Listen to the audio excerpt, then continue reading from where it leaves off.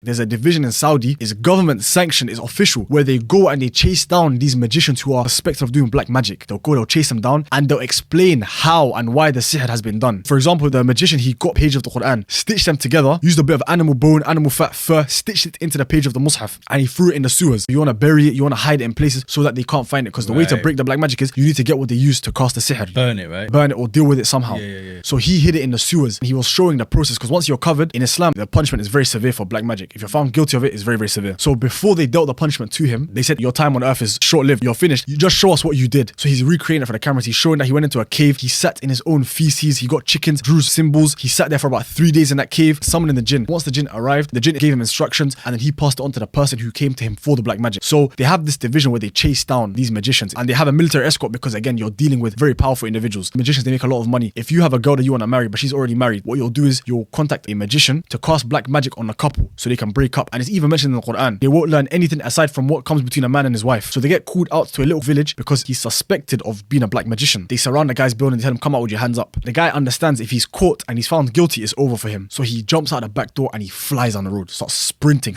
Now they're ready for him to run, they're chasing him down. As they're chasing him, the Shaykh described it as he begins to tilt forward as he's running. You know, you're hunched over. Yeah. But he's keeping maximum speed. And then they noticed his feet are no longer touching the ground. He's just about this much off the ground. He's just floating through the air. They cannot catch him. So they call their driver, jump back in the car, they chase him down in the vehicle. And he's just being very agile because he's on foot there in a car, they're trying to catch him. And the Shaykh begins to read, and as he's reciting, he gets the Ayatul Kursi, which is a verse that jinns, they fear. And as soon as he finishes, the guy just drops like a stone. He's in the air, he just drops like a stone. He begins to tumble. The way he's spinning is very, very violent, like a fidget spinner, kicking up sand, dust. They apprehend him, they catch him. There's no interrogation. They saw with their own eyes a man flying. So he confesses and he says, I used 2 of my jinns. I commanded them to assist me. They were physically lifting him off the ground, carrying him away. That's crazy. And as soon as the Shaykh began reciting, they started to burn. They dropped him. Saved their skin, they left. They abandoned him. Are you gonna back your brethren? Them, and their answer was clear. What's the punishment over there for black magic? It's execution.